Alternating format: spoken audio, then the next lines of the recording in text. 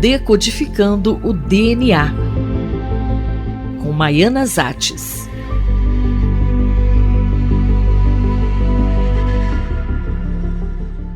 Professora, o que tem de novo na área de clonagem? Uma pesquisa publicada na revista Nature Communication por cientistas japoneses mostra mais uma revolução na área de clonagem.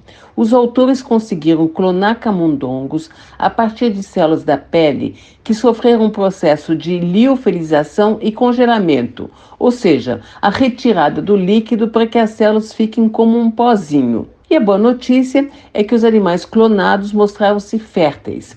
Essa pesquisa reabre a esperança de poder salvar espécies ameaçadas de extinção e, quem sabe, ressuscitar animais já extintos. Só recordando como é que é o processo de clonagem. A ovelha Dolly foi o primeiro mamífero clonado no mundo em 1996 por cientistas da Escócia. Os pesquisadores retiraram uma célula já diferenciada da glândula mamária de uma ovelha, que foi inserida em um óvulo gerado por uma segunda ovelha, do qual foi retirado o núcleo. Esse óvulo, com o núcleo da célula da glândula mamária, foi inserido no útero de uma terceira ovelha, que gerou então um clone de Dolly. Não foi um experimento fácil, foram mais de 200 tentativas até que nascesse a Dolly. Na época, essa descoberta foi muito polêmica. Estão brincando de Deus? Vão clonar seres humanos? Quem será clonado? Quem irá decidir? Nada disso aconteceu. A revolução da Dolly foi mostrar pela primeira vez que era possível reprogramar uma célula já diferenciada e gerar todos os tecidos de um animal, no caso uma ovelha. E isso abriu muitas novas linhas de pesquisas com células-tronco. Qual foi a novidade dessa vez? Normalmente, células são mantidas vivas congeladas em tanques de nitrogênio líquido a temperaturas muito baixas, quase menos 200 graus Celsius negativos. Manter os tanques abastecidos com nitrogênio é um processo caro e não sem riscos.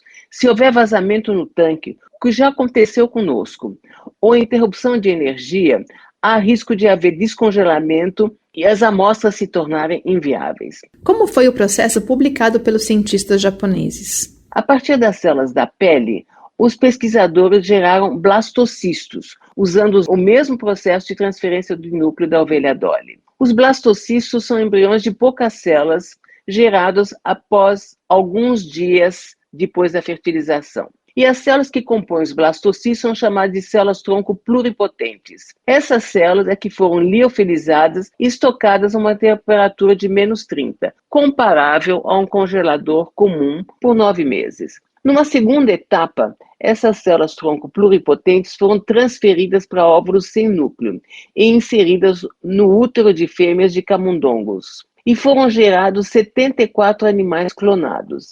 E para checar se esses animais eram férteis, 9 fêmeas e 3 machos foram cruzados com camundongos normais. E todas as fêmeas se mostraram férteis e tiveram prole. Apesar do sucesso, o experimento ainda é bastante ineficiente. O processo de liofilização pode danificar o DNA, e a taxa de sucesso foi de 0,2% a 5%.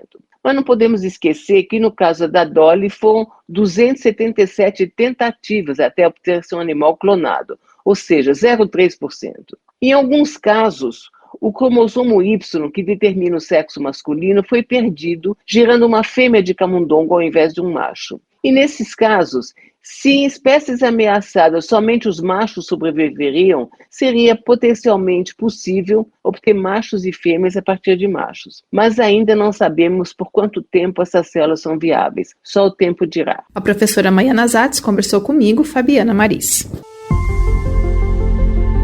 Decodificando o DNA, com Maiana Zates.